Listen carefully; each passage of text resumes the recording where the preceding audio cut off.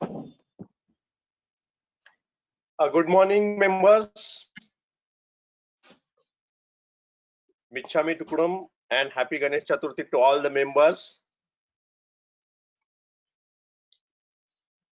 A very warm welcome from Team Training and Education of ISLA.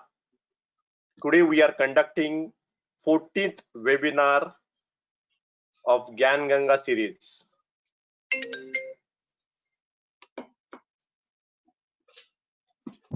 We are just waiting for one more minute.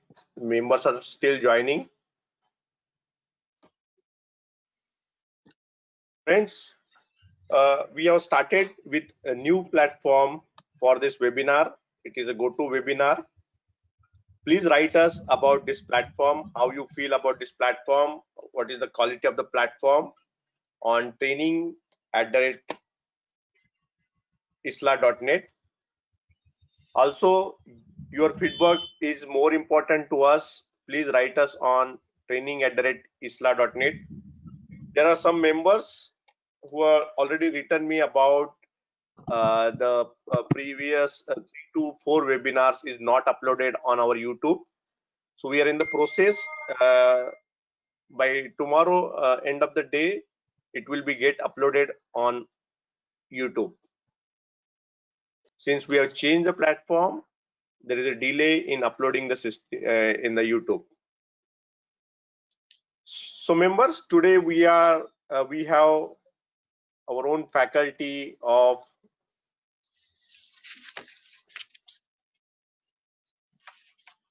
Team Training and Education, Mr. KB Manchanda. He's a very senior surveyor from Jammu and Kashmir. And today's topic is identifying cause of crash in aviation hull liability policies. Today, we also welcome Mr. Sarabjit Singh Taneja. He is a senior surveyor, fellow surveyor from Ludhiana. Mr. Ramesh Babu is from Visakhapatnam. And our pillar of this webinar series, Mr. Samir Joshi. We welcome to all the members, all the participants. Yes, you can put it in chat box that today's Mr. Samir Joshi's birthday is there. So wish you very happy birthday, Samir ji. Thank you, sir. And I will request Mr. Manchanda ji to start with today's session. Identifying cause of crash in aviation hull liability policies. Once again, a very warm welcome to all the members and all the panelists. Manchanda ji, please take over. Thank you very much, Sachin ji, and I welcome all the attendees here on this 40th event of webinar from ISLA Gyan Ganga series. And I thank Mr. Samir Joshi and I wish him birthday. I greet him on this occasion also that today is his birthday. I wish him luck. I welcome Mr. Sarabjit Taneja. I welcome Mr. T. Ramesh Babu because of you all guys, it has happened because I was polished and given right advices at right time to then finalize this presentation of mine. And without wasting much time, I start this. But first of all, I must tell you that it is a very interesting subject, and definitely it has been on in gray because we did not have realized its potential and we have ignored it at all in all of our lives. But I was fortunate enough to have handled several cases and I did it as an investigator because it is not only the insurance companies who require an investigator, but manufacturers and R&D teams of the manufacturers and other civil aviation bodies, they do employ external investigators also just to know what is the absolute cause of loss, and so that if it is attributable to any any loss which has occurred because of machine failure or software failure, or it was a human error, or it was a communication error between the ATC and the pilot while it was flying, or several other things, like whether very recently you have seen that in Kerala crash has occurred, that is only because of table over, because it could not stop in time and it fell into the deep gorge because of the short length of the, and it was slightly overflown. It means it has touched the ground at few milliseconds after it had to, because it was the only problem. He could not stop the vehicle, and it was the weather condition also, because weather plays a very vital role. Because as a pilot, one has to give very much attention to IFRs, and he must be ready to accept all those flight rules. If he is not following that, the things are going to be disastrous. So this is what I am going to discuss today. And secondly, today I will be discussing the policy, but not to that extent, because these are such mega losses. Which definitely sometimes board of director of the companies who are at the who have insured it, and most of the times it is insured with the several insurance companies in the co-insurance, or it may have been covered by reinsurance insurance companies. But definitely, as far as the cause of loss, how a crash has happened, that requires very meticulous kind of investigation. I will be discussing that in length, because don't think that only aircraft, they require massive and exhaustive kind of investigation, but we can employ all these methods while investigating into our daily routine losses of maybe fire or engineering or any kind of loss to get the desired results. So look with this sort of approach, that we have to learn how to investigate and what are the different things we have got to explore rather. Only then we can come forward with some constructive results which are giving the true picture kind of thing. So I start today, and once more I thank Mr. Sameer and Mr. Sarabjit and Mr. T. Ramesh Babu for helping me out with the finest words and so many other things. And today, one thing is, uh, I'm starting it with the request that my investigation report of one case study which I'm putting here, it was started with several documentations. I cannot, because it is official secrecy, I cannot denude all the documentations right over here.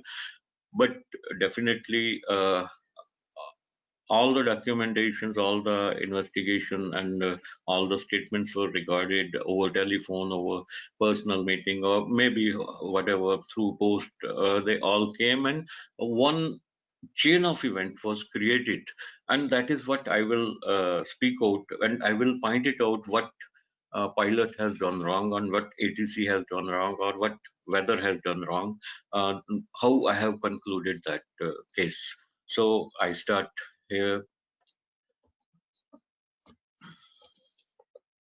in just a moment.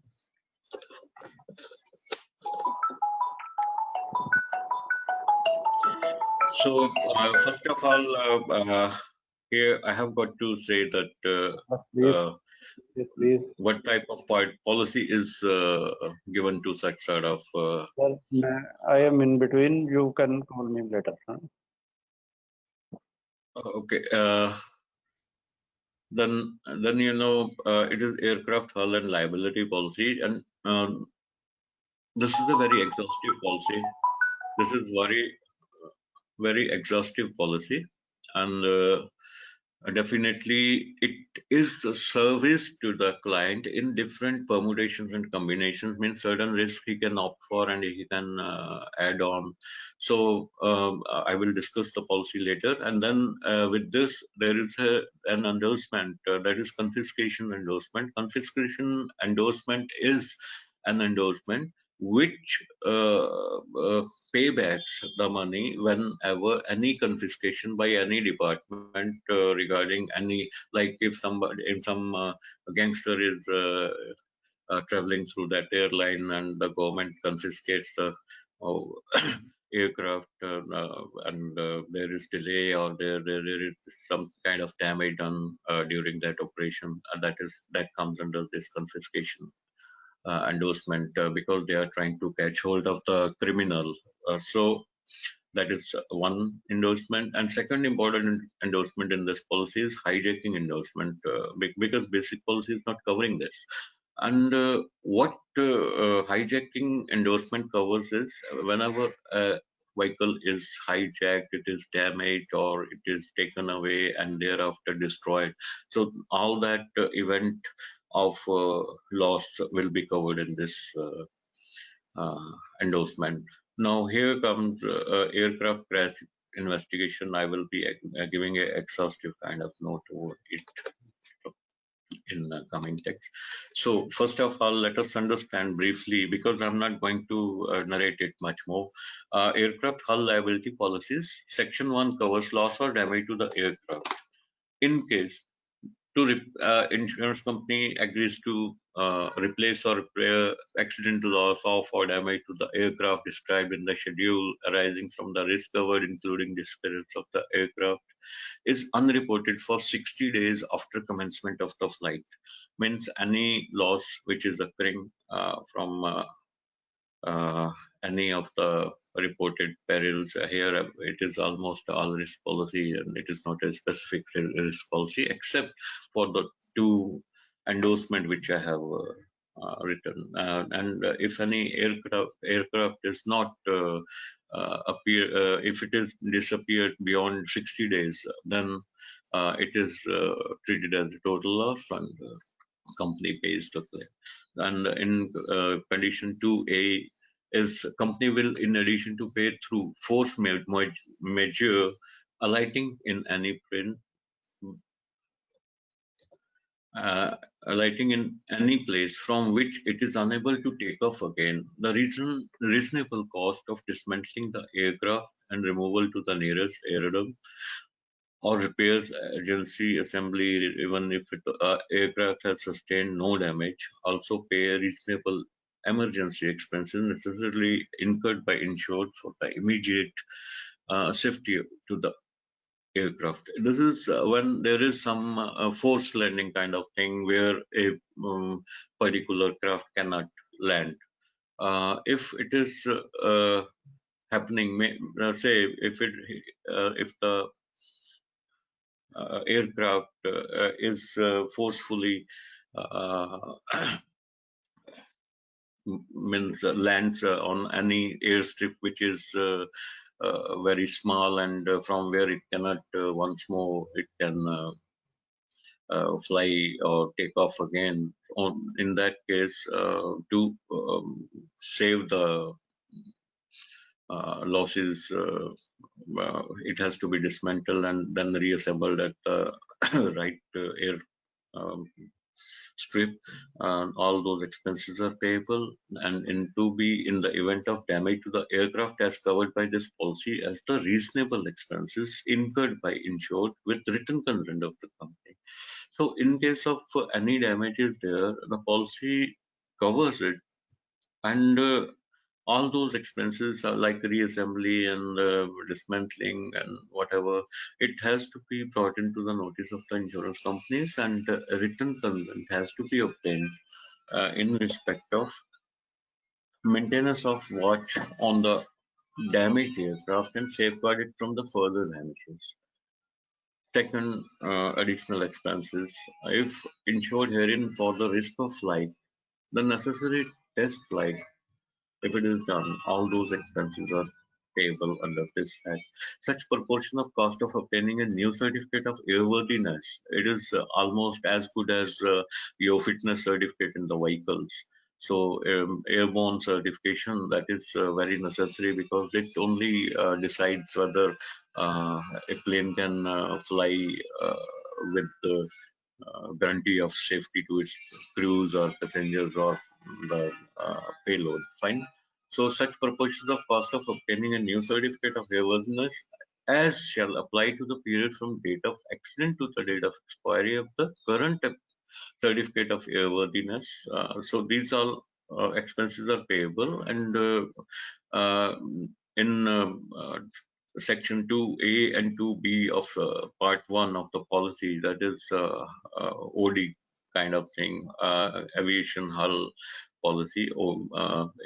It must they are covered, and they shall not exceed 10% of the total agreed value as shown in part 2 of the schedule, or 5 lakhs, whichever is less. It can be enhanced by the insurance company if you negotiate while you are getting the things insured. And secondly, here comes company shall not be liable in case of wear and tear, deterioration, breakdown, defect of work, failure, howsoever caused in any unit or aircraft, and the consequence thereof.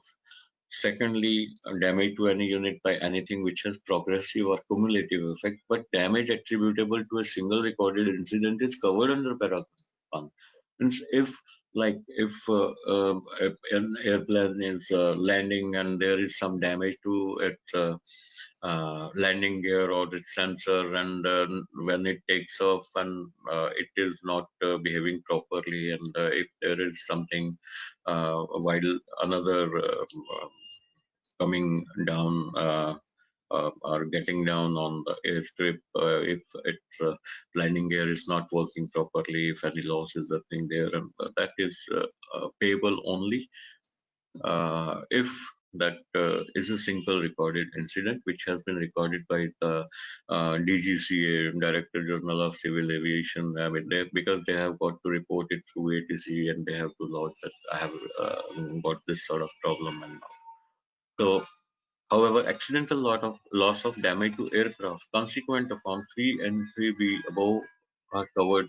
However, if it loss happens because of 3A and 3B, like this 3A and 3B, to a particular unit is not payable, but whenever whole of the aircraft is damaged, it is payable. Now, our section second that covers third party liability, section third covers passengers liability. Now here it is a warranty which is applicable to all the sections of the insured, that the insured shall at all the times comply with all air navigation and airworthiness order and requirement issued by any competent authority affecting the safe operation of the aircraft, and shall ensure that a aircraft is airworthy at the commencement of each flight. B. Logbooks and other records shall be maintained as required by any official regulation and shall be kept updated. C. Employees and agents of the insured comply with the order and requirement. And there are certain general exclusions also. Since I have told that I'll come with some exhaustive notes on policy and how a loss is assessed, I will come on that topic in some other webinar. Right now, I'm concentrating only on investigation of the cause of loss.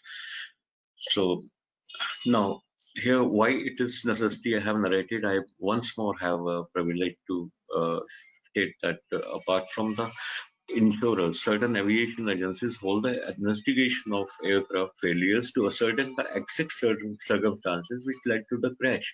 The reasons may be human errors, insufficient information, or infamiliarity with the flight instruments, misunderstanding the ATC messages, hostile weather, and a lot more.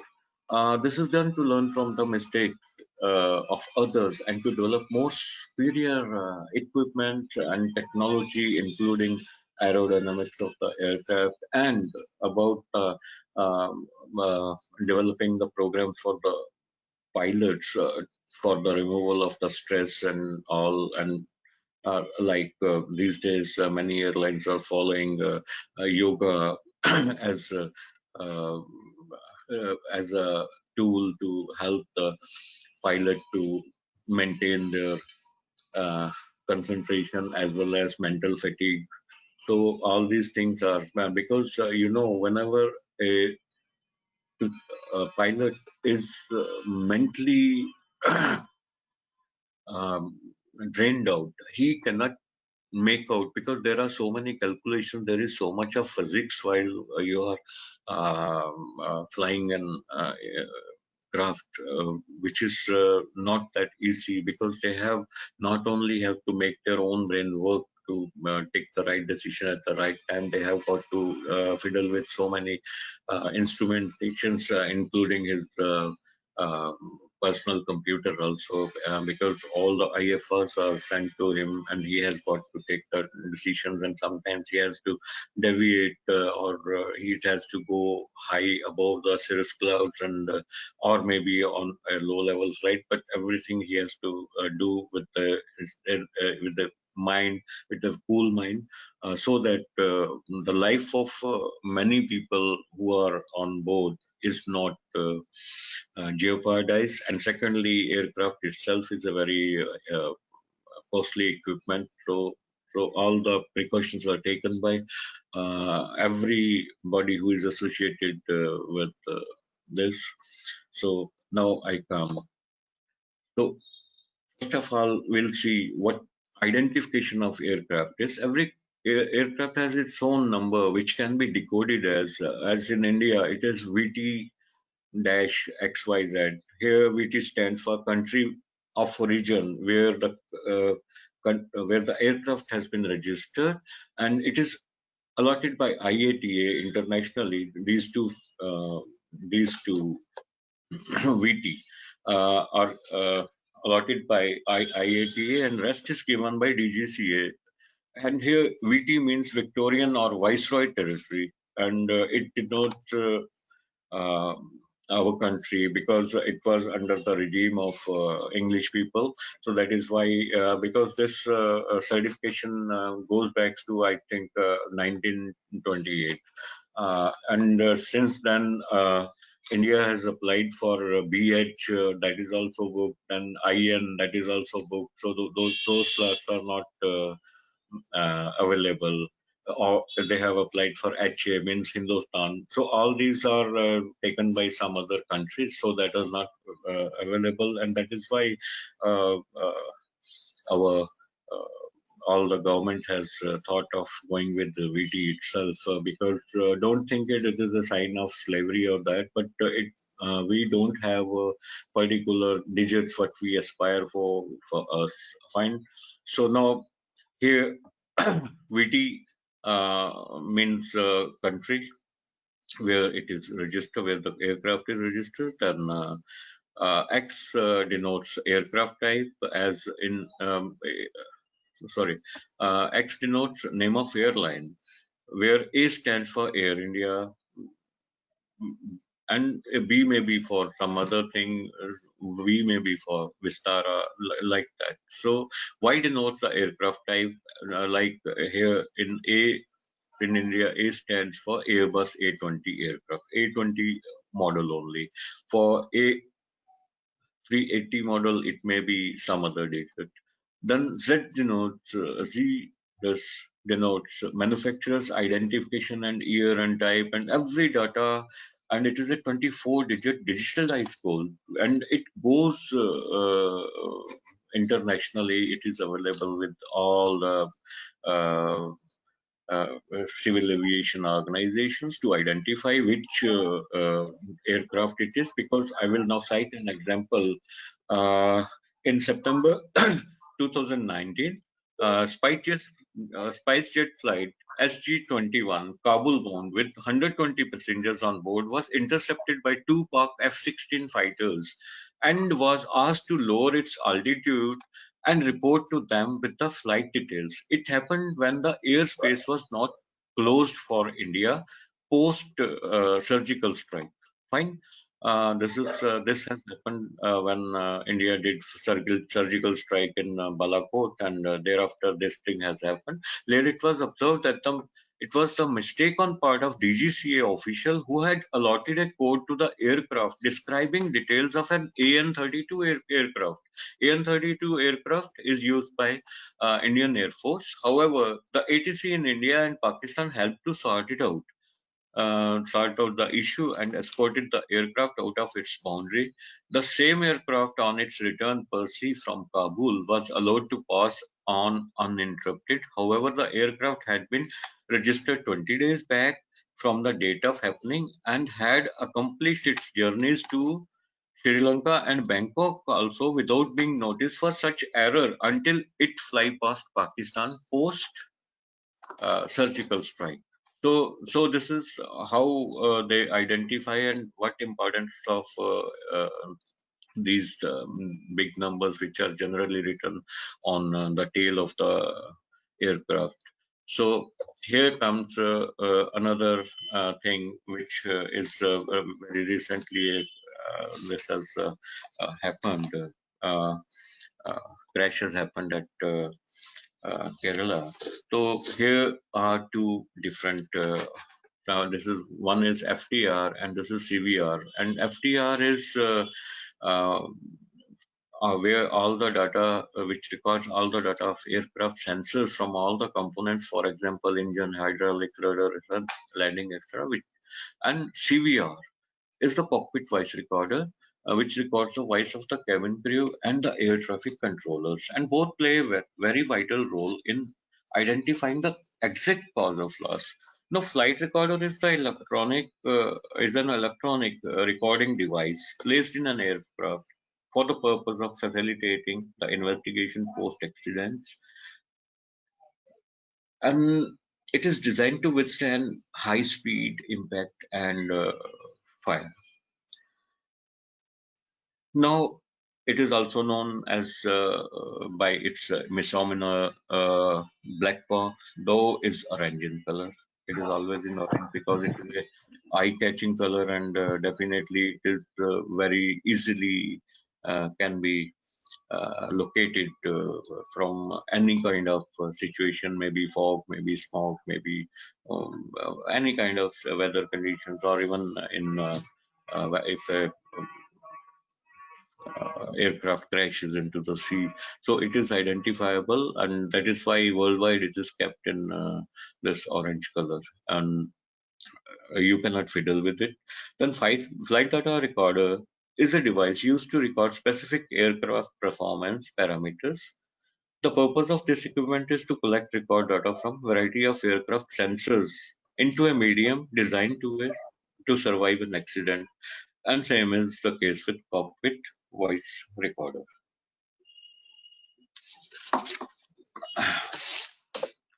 Now, here I'm coming straight to the case study which was taken up in 2015-16. It was with me, and this is the aircraft which has met with an accident, and this is the number here. N is what you call the country where it is registered, and N stands for United Nations.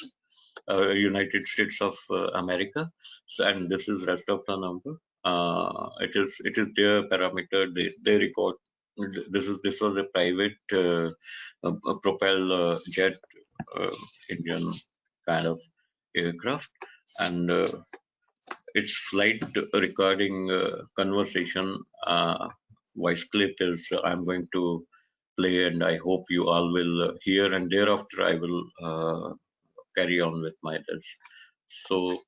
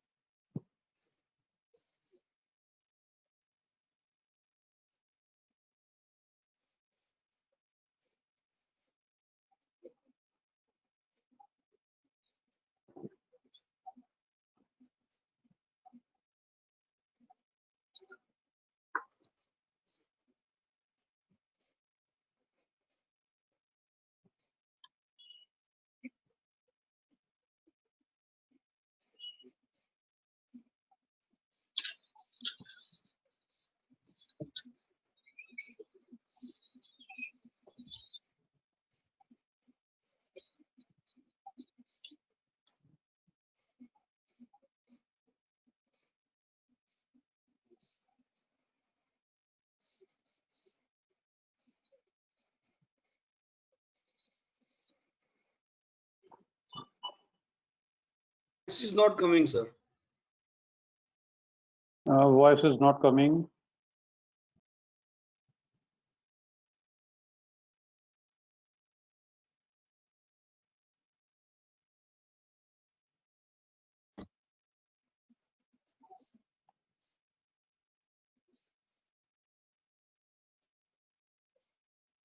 Continue, Manchanda ji.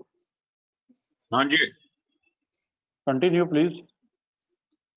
Okay.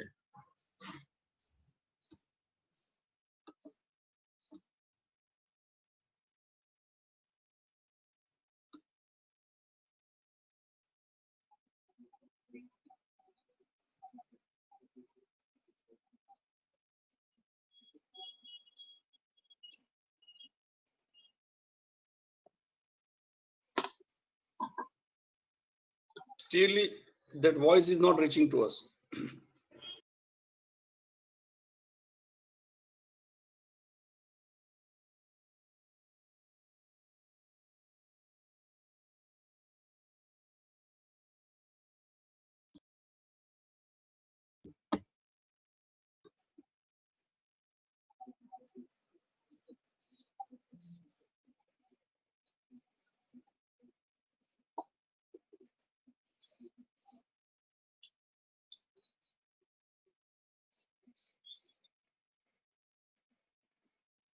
Sir, voice is not audible, so please continue with another slide. No, basically it is. Hello. But we can't hear anything from that slide only.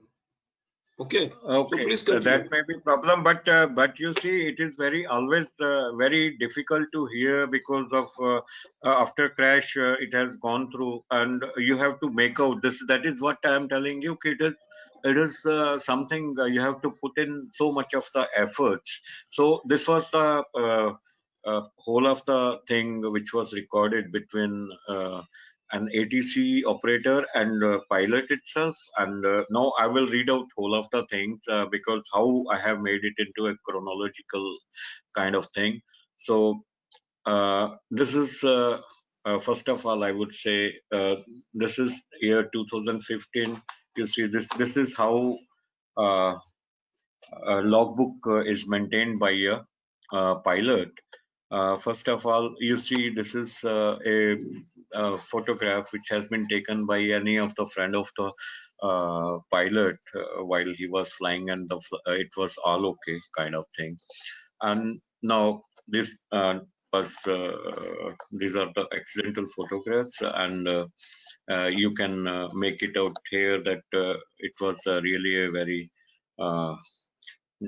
dangerous kind of where five people have perished, the whole of the family has perished, and now I will try to read out because now I have to read out the ATC conversation, and that is written on this paper, and I will this is whole of the file of my hand notes on this aircraft crash, and now I will read out the excerpts, some of the excerpts to you. So ATC says November 402. November 402 is the aircraft name, and they don't say N. They call it a name so that there is no misunderstanding. So November 402. Did you want to pick up an IFR? What is that IFR? It is Instrument Flight Rules. To Henderson. He wanted to go to Henderson. If you can do that. So pilot says, oh yeah, I would take that Lance 402. Lance is the company which has made that aircraft, and 402 is its number. Now it is the day December 19 to 2015. The busy holiday travel is in full swing. A 42 years old non-instrument rated private pilot pre-flies a Piper turbo launch November 36402. So you can see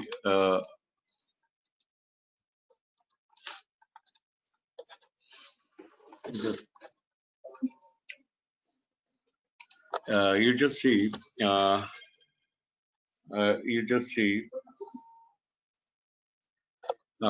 here it is again November 36402. It is the number of this aircraft. So it is Lance and uh, a 42 years old non-instrument rated private pilot pre-flight ship Piper Turbo Lance, November 36402, for an afternoon flight from Reed Hillview in San Jose, California to Henderson Executive in Henderson, Nevada. The 269-hour pilot is familiar with the route, which he has flown 5 times in the previous 2 years, but this is the first time he will fly in the Lance, in which he has logged more than 56 hours over the past 6 months, and the plane is IFR certified, but not for the flight into known icing, and it's an autopilot that the pilot never received training on. It is the point to be noted. And presumable doesn't know how to use it. This was one of the findings. The six-seater plane has plenty of room for his wife and 3 young kids, aged 9 to 14, though the oxygen system has only 3 cannulas. The pilot checked the weather the night before and received a briefing online before 2 days. VFR conditions are forecast for the departure and arrival airports, but the en route forecast is another story which he did not had taken. For that, you had to get all those briefings from the weather briefer. You have to pay him extra to get all the airmets for the IFR conditions, mountain obscuration, and moderate icing from freezing level up to 18,000 feet are issued for the route. Unfavorable conditions for any are especially a VFR only pilot with just under 4 hours of training of instrument. Also, the area forecast for the San Joaquin Valley, which the pilot plans to cross, calls for a ceiling beginning from 2,000 and 4,000 feet. With cloud tops at 15,000 to 18,000 feet from the northern valley to the southern Sierra Nevada, over a large area, visibility is expected to be 3 to 5 miles, with mist and southern section of the mountains, light to moderate snow showers are expected. The pilot does not make a call to flight service and files his VFR flight plan electronically. Fine. He has planned departing San Jose at 2 p.m. local time, then heading southeast to avoid the towering Sierra Nevada with waypoint at Paso Robles Municipal Airport and Meadows Airport in Bakersfield. Before flying over to Henderson Executive at VFR cruising altitude of 13,500 feet, the estimated time en route is 2 hours and 4 minutes. The family of 5 would be visiting their old hometown of Henderson, Nevada, where they are expected at a friend's surprise party this evening, a perfect start to their vacations. Undeterred by the forecast conditions en route and with the 4.5 hours of fuel on board for a flight which was likely to last for 2 hours, enough to circumnavigate the weather, and pilot decide to fly away anyway. It is 2:35 p.m. when the Lions depot. The beginning of the flight goes smoothly. The pilot contacts NORCAL approach for VFR flight following. During the initial climb, he abandons his original planned altitude of 13,500 feet and requests an altitude of 15,500 feet to stay above the clouds as storm builds up over central California. Soon after, Lance 402 encountered the forecast weather condition at 3:12 p.m. Just over half an hour into the flight, the pilot begins an unannounced climb out of 15,500 feet. ATC asks him about the altitude change. The pilot flying south responds that he is climbing and will level off at 16,500 feet. But it is not enough altitude. Trying to avoid the clouds, he climbs even higher, and at 3:16 p.m., the pilot flows up with a request for 17,500 feet of altitude from ATC. One of the passengers takes photographs of the cloud that now appear to be at the altitude. The oxygen use is now likely a pressing concern because at that altitude, this aircraft is not meant to go uh, to that altitude, and oxygen marks because of scarcity of oxygen at that altitude. So oxygen was now a really pressing concern. All along, ATC has alerted pilot on frequency to bands of precipitation and the potentials for airframe icing on in the area. Once again, ATC warns pilot of moderate precipitation nearby. In the Lance pilot's case, the weather is directly ahead and on his attended route of flight. This is what he has ignored once more. Uh, the pilot of Cessna, pilot of Cessna 414 near Sheffer Viewer reports to LA Center that the tops are around 18,000 feet. This is another pilot which has told to ATC about the altitude of the clouds. And the last pilot now past Paso Robles and flying towards Bakersfield asked ATC to confirm what he heard. So, pilot, LA Center, Lance 36402, what was the position from that lost aircraft? ATC replies, and November 402, that traffic is almost 1 mile east of Shafter, VOA, flight level 180, and from your position about 11 o'clock and 3 miles. Pilot says, Roger, LA Center, just to wonder whether or not I could get over to their altitude, clear the clouds. ATC says, and November 36402, I am depicting areas of moderate to heavy precipitation from year 9 o'clock along your route of flight all the way about 1 o'clock, extend for 10 miles. The pilot asks if the controller happens to know that what the bottoms are. ATC said, "What's the bottoms of the cloud he is mentioning here, and tops. He's not talking about uh, anything of women's clothing. He's talking about the top of the clouds and bottoms of the clouds here." So ATC once more say November 402. I don't have any reports on bottoms. I do have reports of some. Uh, Lime icing all the way up as high as flight level over 900 and southeast of your area. Pilot once more says, so all right, we are gonna deviate to the south and try to go around, and there are perhaps to go through the Bestolans 402, number 402, Roger. Now, another pilot contact center to say that the tops in the Palmdale area are about 21,000 feet. Center then alerts the launch pilot that the weather is in the direction he is heading is not right. He cannot climb anymore. And November 402, some reports reported around the flight level 210 northwest of the Palmdale area, which is 11 o'clock from you and almost 3 miles in direction you want to head towards. LA Center, Lance 402 copies.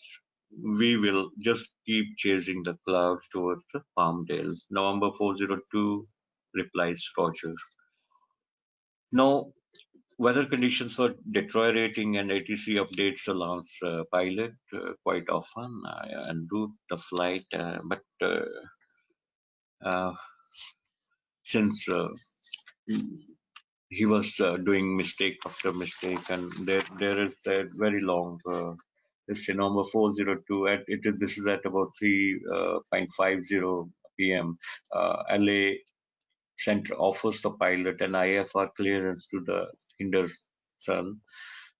The non-instrument rated private pilot accepts. Number 402, did you want to pick up an IFR to Henderson? If I could do that. So all these things, means it is quite long, but what we see that at one moment of time, after going through it, when he sees it is a very bad kind of weather out there, and he was unable, and he got dejected, and in his dismay, and he sounded an alarm, which is Mayday, Mayday, Mayday. This is Mayday is the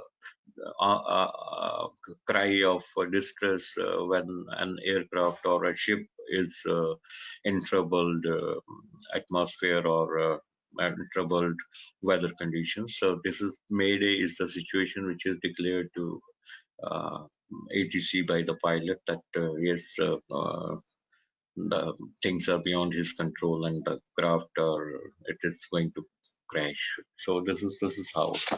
Now we come to, you see, this was totaled and all the occupants of the aircraft have died in the accident. So here narration of the accident done.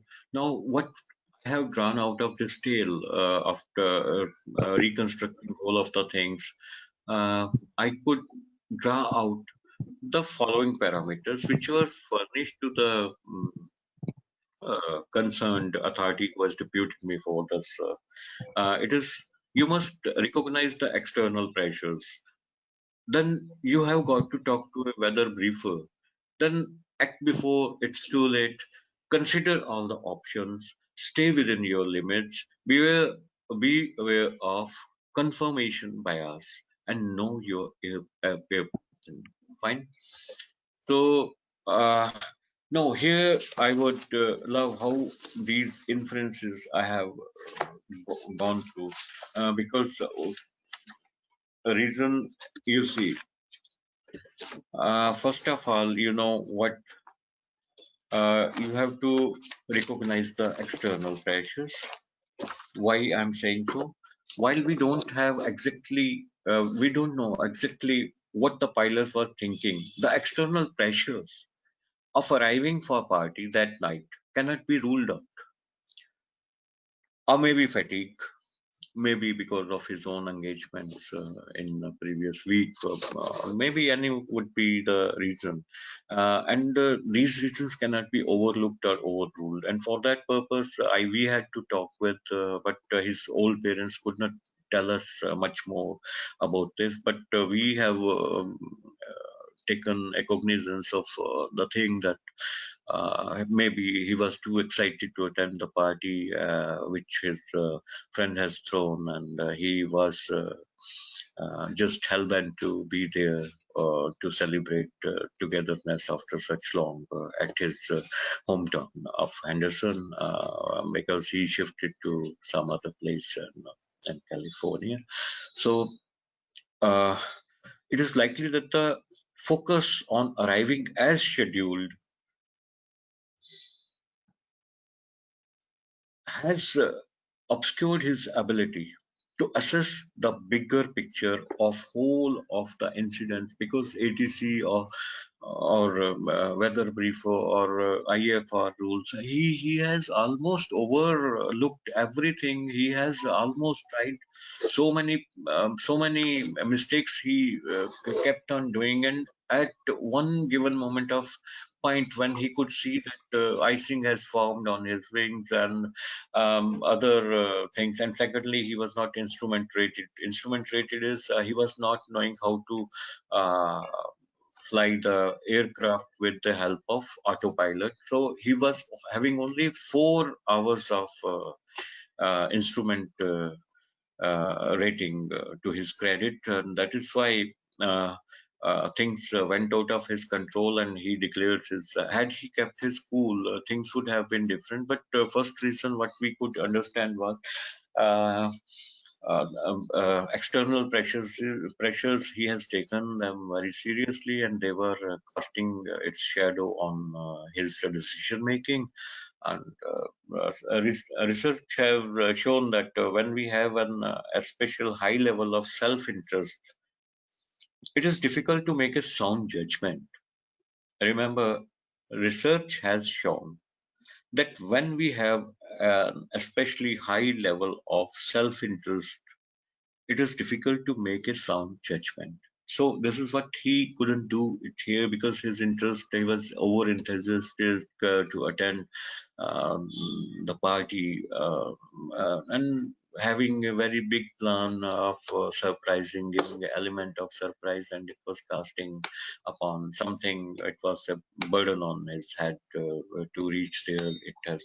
So we must all be on guard anytime we know that there are external pressures encouraging us to get to our destination. Like you would have sometimes you would have said to your client that yes, you are coming, and because of some reason or other, maybe traffic and route, you are stuck up, and he keeps on ringing, and definitely at that time, you know what you do.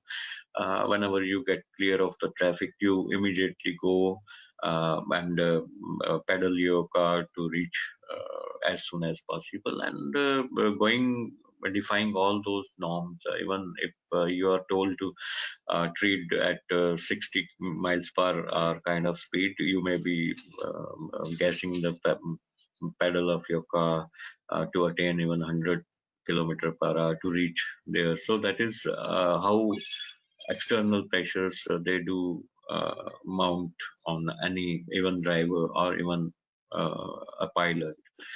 So this is one of the reasons which has led into the crash. Now, second thing, where he has faltered, he did not have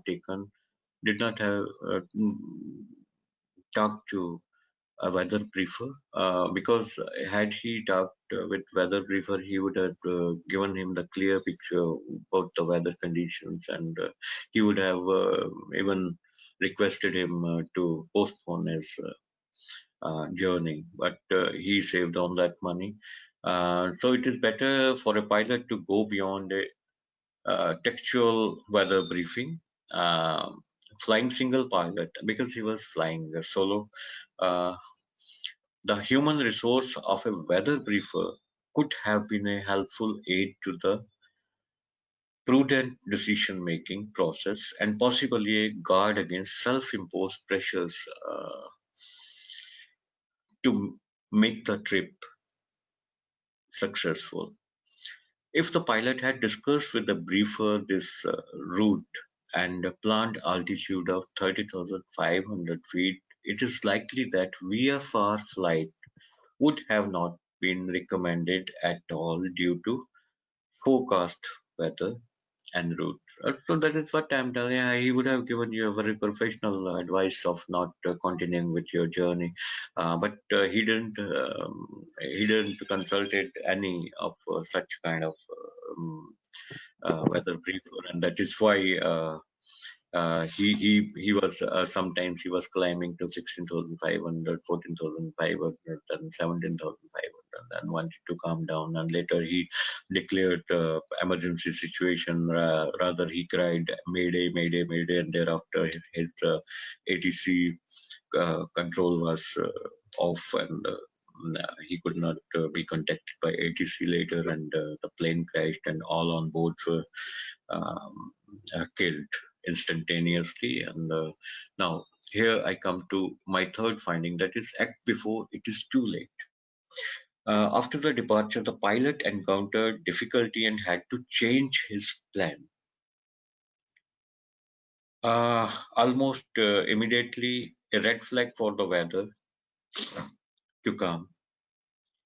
Once en route, as the weather continued to deteriorate, the pilot could have asked for the vectors to a diversion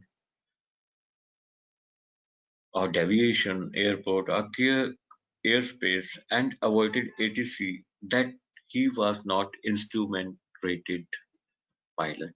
You see, first of all, after knowing whole of the thing, what he had to do was to come back or delay it or postpone it, which he didn't do.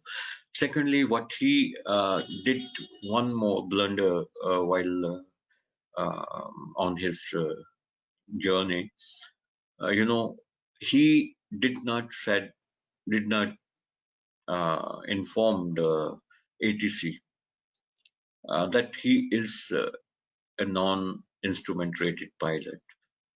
Because that was a misconception which was given to understand to ATC people who was handling him at that time, because ATC believed when we talked to them about this, he said he purely believed that he's uh, instrument rated pilot and he knows and he's on autopilot, and that is why we were giving instruction likewise, So all these things means they culminated because he kept on hiding something. He had been instrumental in making one mistake after another, and until it crashed. And so this was one more thing which was noticed, that he was not a person who knew to set the autopilot while en route, because had it been on autopilot, it would have taken the command from the ATC and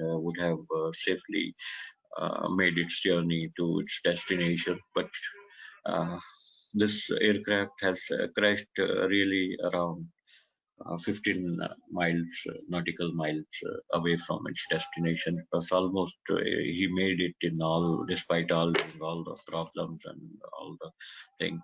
But definitely, thing is,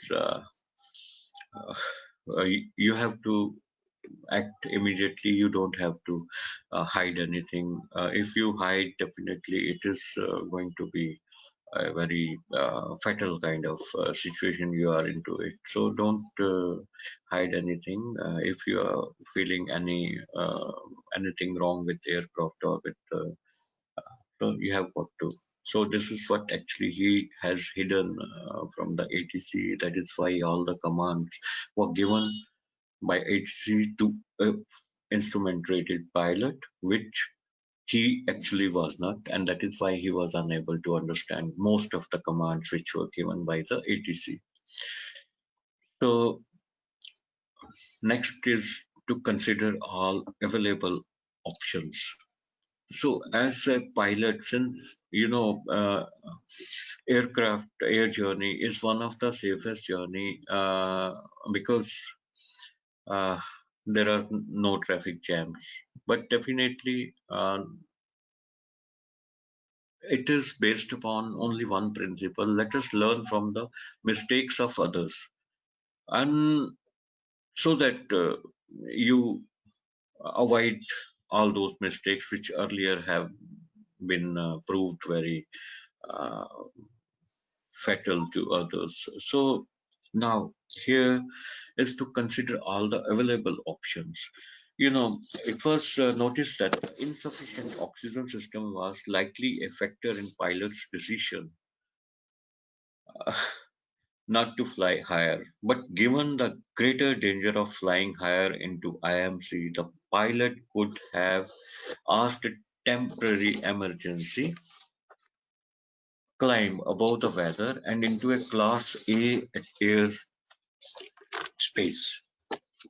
So Class A airspace is where it is absence of any turbulence or clouds kind of thing. So this is what he was low on oxygen, and oxygen is very much necessary for our brain also to work efficiently, and that was another reason. So we determined that had he climbed, it is probable that he would have been able to remain in visual conditions and maintain control of the airplane. But he instead accepted that IFR clearance and lower level and did not assume that he could remain clear of clouds another wrongdoing on his part. His decision making in increasingly adverse condition was likely driven by desire to get his family to the destination for scheduled event that evening. However, he did not have the adequate oxygen on board. He was not rated for IFR, and maybe he was reluctant to declare an emergency. He did not declare the emergency until he was about to crash. And thus it caused a fatal crash where his whole family was perished. Then another inference which I could draw is stay within your limits. Accepting and then attempting to comprehend an IFR clearance with very little training on the complexity involved is a demanding task. Flying intentionally into IMC without an instrument rating compounds the risk. So, had he been instrument rated kind of guy, he would have been kept his wit school, and he would have made through. It is not that every flight, sooner or later, at any given moment of time, every pilot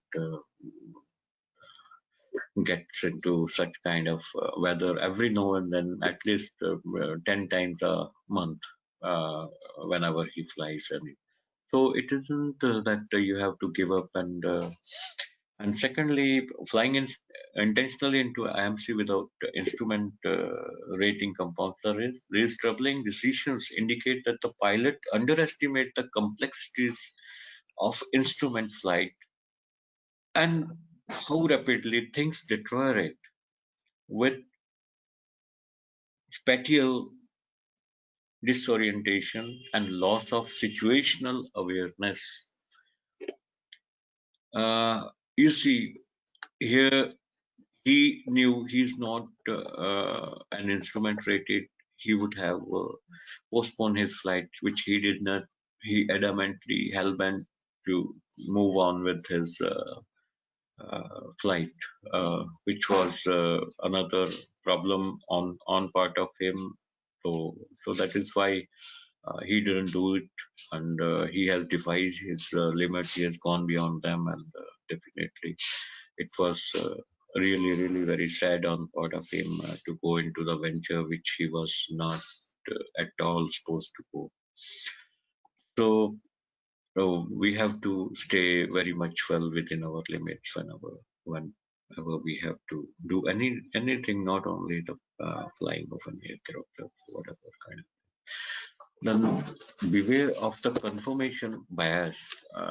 Research has shown that once we make decisions, we tend to overemphasize any data that supports the decisions and underemphasize the data that indicates that we should reconsider. It appears that the pilot fell into that trap of confirmation bias.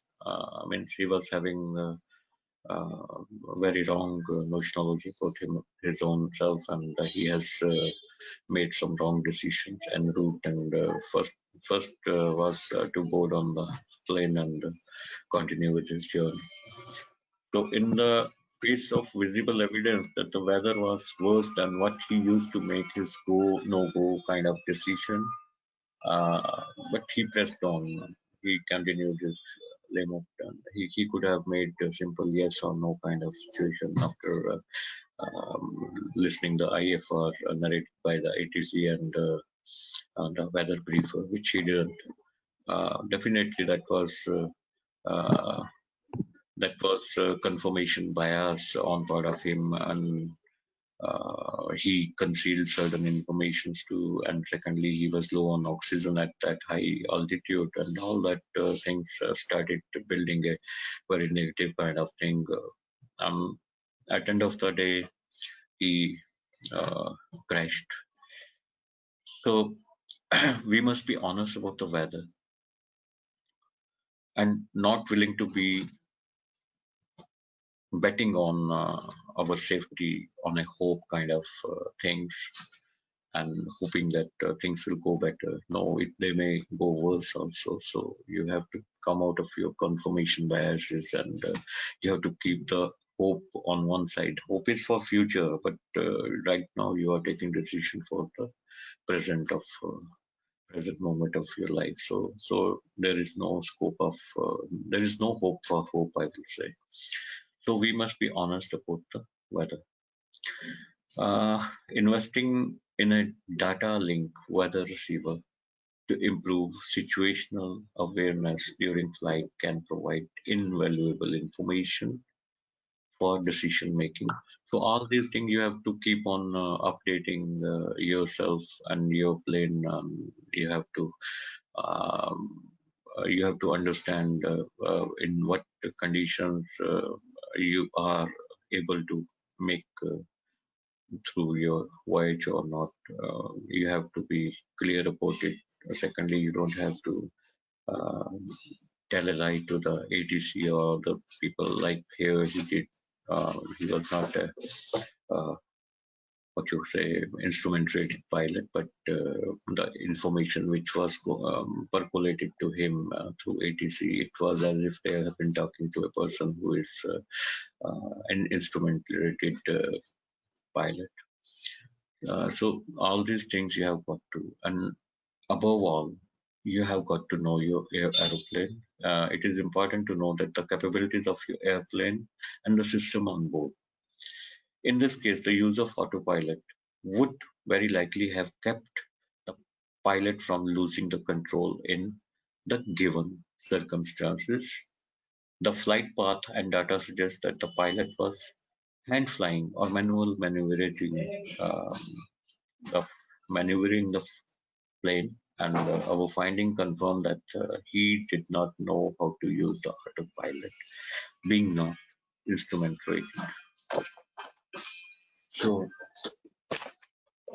here it is easy to sit here at 0 knots and IG divide of pressure and circumstances and uh, articulate decision the extent pilot made. What's important for us to realize through though is that we have external pressures that can push us to make bad decisions. The trick is knowing whether these external pressures exist and developing measures to deal with them. We must be ready to accept new information and be willing to reassess our initial decision when the circumstances change. As the pilot in command, our pilots are relying on us to make clear-headed, objective decisions based on the trainings which make them proficient and with our investigative approach, we do tell them what instruments they have to improve on, and if there is any software kind of thing, they have to change or improve or upgrade kind of thing. So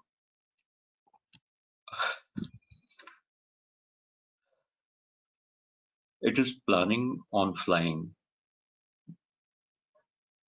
It's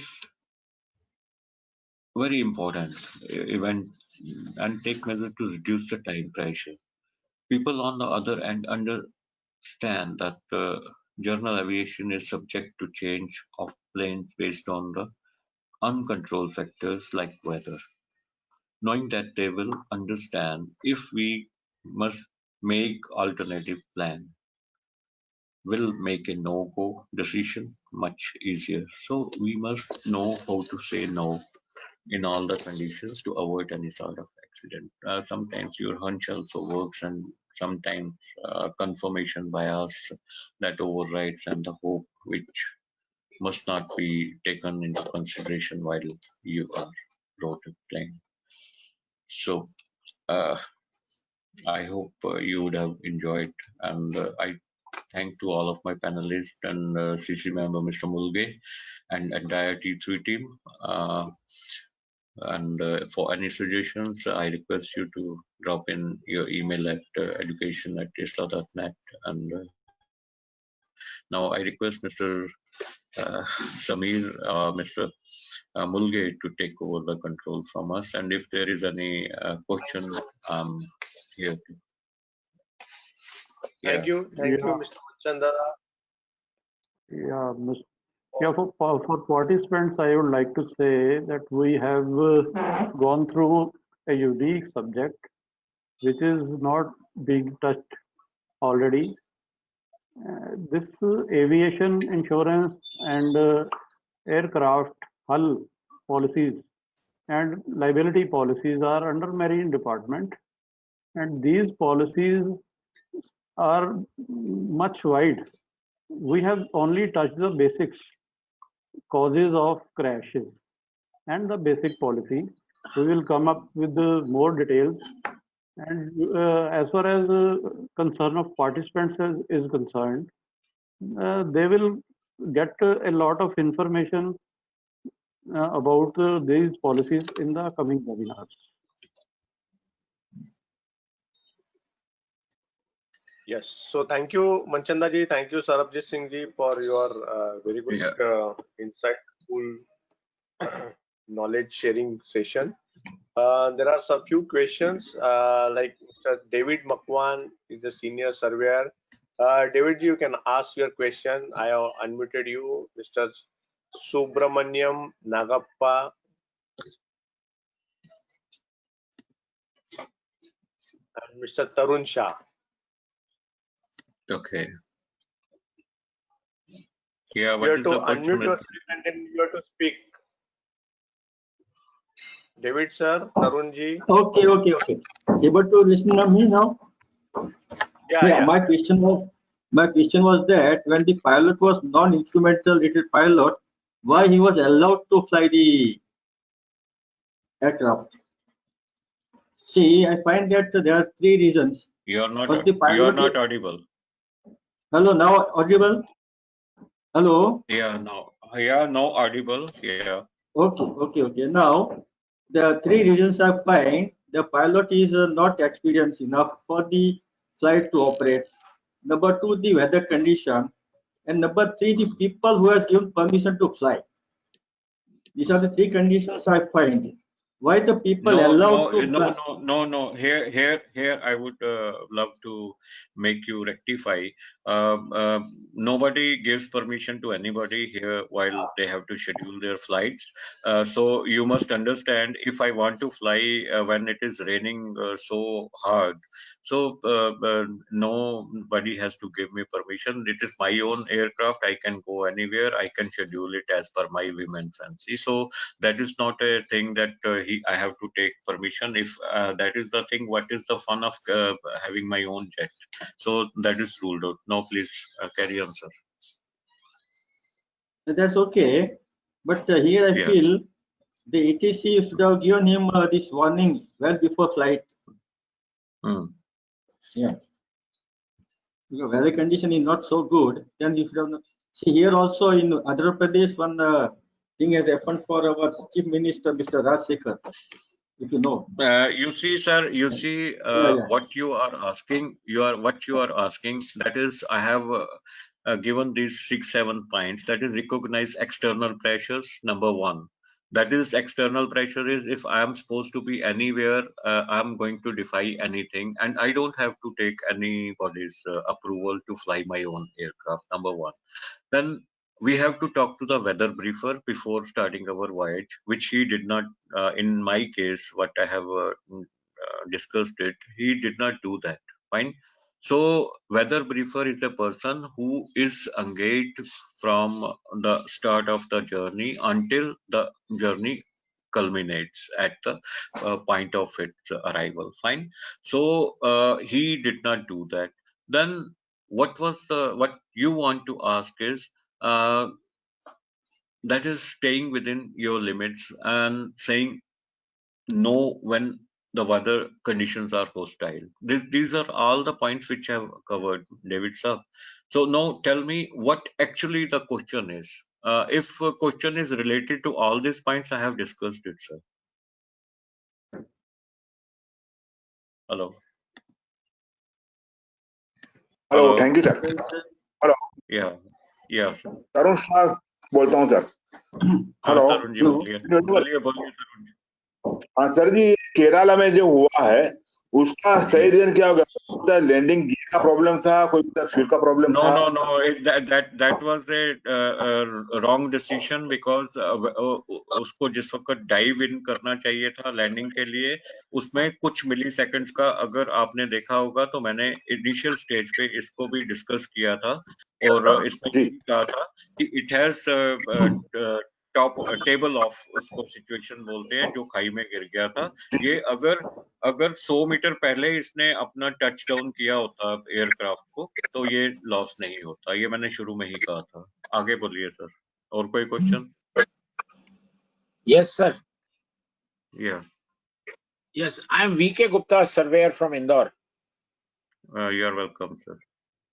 Sir, I just wanted to know what the whole story you have explained. It is for pilots or for surveyors. We have understood all the angles and whether the insurance company paid the claim. It is for the investigators, because investigator, as I have told in preamble before starting, that it is not only the insurance company who employ an investigator. It is the R&D department of the aircraft manufacturers. They do employ even DGCA or IATA or CAIO. They all employ just for the betterment of the equipment, betterment of pilots, to give them much more better training and improving their equipment, improving sensors or whatever. It is for the improvement so that the same kind of loss doesn't happen in coming times. So you may get a call from Boeing to get it investigated if you are a good investigator, if you know whole of the rules and everything. So so it is not necessarily for the, you are welcome, sir. Yes, sir. Hello. Rupin, please. Yes, sir. Myself, Rupin Thakkar, survey and loss assessor from Rohtak. Sir, my question is, force majeure condition that you explained very early in this session. What is that force majeure condition in this context? I mean, if some aircraft with an accident, of course, yes. No, not accident. Force majeure are, you know what it means. I guess in COVID time you would have come to know about it because very recently this was used by Reliance and others when they have refused to pay the rent to the owners of their. Am I right? I guess most of the people have come to know about this force majeure term. Why? Here, you know, whenever there is any delay in flying because of weather conditions or because of any breakdown or because of any unavoidable circumstances, and when you have to make your passengers stay at some hotel at night because for some reasons your plane is broke down and it will be rectified in the morning, or because of any reason, all that expenses of extra food or their stay put at some hotel, because you cannot throw them out like it is not a railway station kind of thing, you know. So you have to provide your guest a nice room, at least 3-star. It is written in their all what you call itinerary. Actually, my query is my query is like if an aircraft has not met with an accident, but due to some breakdown or it could not take off. So then the policy covers that our aviation policy covers that sort of loss. That covers to the tune of 5 lakhs or 10% of the agreed value. This is what I have discussed. Yeah. In that case, it is covered. That was my. Yeah, it is covered because it is an exigency. It has happened it has happened unintentional and instantaneously, and definitely nobody was behind it. And you know where it is covered. No, I will tell you. It is covered in the liability section. Okay, Mr. Joseph Benedict, please, sir. Manchanda sir, good afternoon. I am Joseph Benedict from Cochin, Kerala.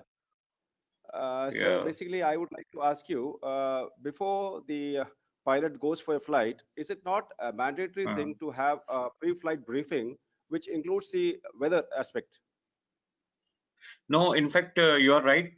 Pre-flight briefings, they are at the where from it is going to take off, and at the uh, airport where it is going to land up, and in between there is the long distance, and for that matter you have got to have engage a weather briefer who will see it from the satellite and from other things. I don't know where from they have got their own setup, and they keep on telling you what is the bottom of the clouds or what is the condition, and which way if they have to deviate. It also says to ask the ATC to change your route so that all these things will happen. So you mean to say this any other weather question? briefer has to keep briefing you throughout the flight? Yeah, of course. Whenever means like he has to say another 15 kilometers. You see, this is the after 15 nautical miles. He will again come now. Weather is this. So he keeps on updating you whenever he finds something. Okay, thank you, sir. Yeah. I think we have covered almost all questions. So once again, thank you, Mr. Manchanda. Thank you, Mr. Sarabjit ji. Thank you all the participants and all the panelists. Here we'll end our session.